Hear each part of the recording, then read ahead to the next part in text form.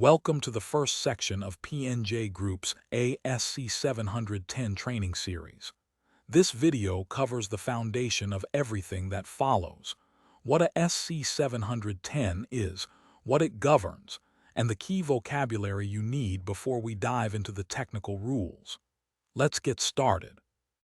By the end of this section, you will be able to define what a SC 710 covers and what it deliberately leaves out. You will understand how it sits alongside other compensation standards like a SC 715 and a SC 718. You will identify the two core areas it governs: compensated absences and deferred compensation. You will apply the matching principle that drives every accrual decision under this standard. And you will recognize the key terms that appear throughout the framework, because without the vocabulary, the rules do not make sense. Here is the problem a SC 710 was designed to solve.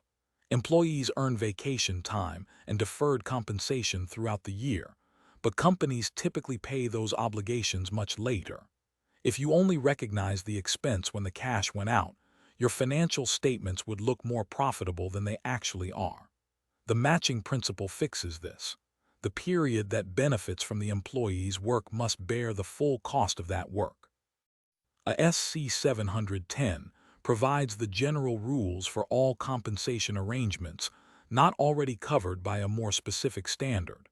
Think of it as the catch-all that keeps the compensation landscape complete. A SC 710 has two main chapters. The first covers compensated absences, the time employees are away from work but still collecting a paycheck. That includes vacation, sick leave, holidays, jury duty, and sabbaticals. The second covers deferred compensation, arrangements where an employee agrees to receive part of their pay at a future date, often retirement. Both areas share the same core principle: recognize the cost when the employee earns it, not when the company writes the check. And in both cases, a liability sits on your balance sheet representing what the company owes. One of the most common mistakes when applying a SC 710 is reaching for it when a different standard actually applies. Pensions and post-retirement benefits fall under a SC 715. That is its own comprehensive standard. Stock-based compensation is a SC 718.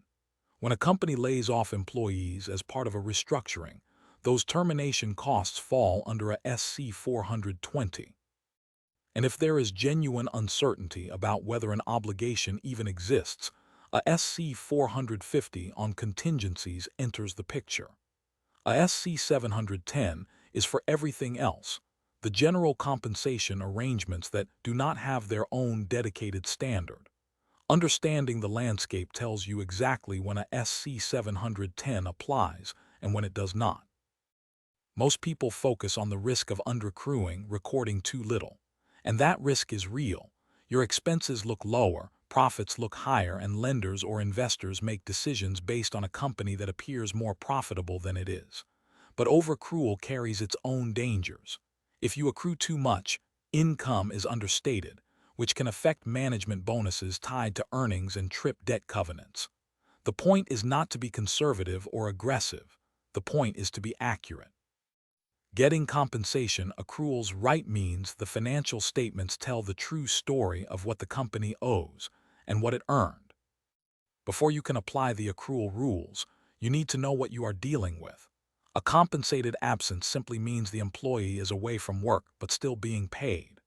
Whether you need to accrue a liability for it depends on two key questions. Does the benefit vest, and does it accumulate? Vesting means the employee keeps the value even if they leave. The most common example is vacation that gets paid out at termination. Accumulating means unused time rolls forward to the next year. These two concepts are the gateway to everything in a SC 710. We will see exactly why in the next section. Two more concept clusters matter for later sections. Deferred compensation is any arrangement where an employee agrees to receive current compensation at a future date, typically retirement. A rabbi trust is the most common vehicle for funding these obligations, but here is the catch. the assets in a rabbi trust are still accessible to the employer's creditors. That matters enormously for how you present those assets on the balance sheet. On the termination side, the standard draws a sharp line between special termination benefits, voluntary offers employees can accept, and involuntary benefits resulting from a management decision to reduce headcount. Different triggers, different accounting. The framework you just learned is the foundation for every rule we cover in this series. ASC 710 exists to solve a timing problem. Employees earn compensation before companies pay it, and financial statements need to reflect that reality. The matching principle is not just an accounting concept. It is the business logic behind every accrual you will make under this standard. With the landscape mapped and the key terms defined, you are ready to go deeper. Next, we examine exactly when an employer is required to recognize a liability for compensated absences, and the 4 criteria that determine whether you accrue or not. ASC 710 provides the general compensation framework that fills the gaps left by more specialized standards. Its core principle is simple but powerful. Match the expense to the period in which the employee earns the benefit. The landscape includes a SC 715 for pensions, a SC 718 for stock compensation, and a SC 420 for restructuring. Knowing the boundaries prevents misapplication. And the 2 concepts you will carry into every compensated absence analysis are vesting and accumulation. Thank you for completing this section on the ASC 710 compensation framework and scope. Thank you for watching. Subscribe for more training from PNJ Group.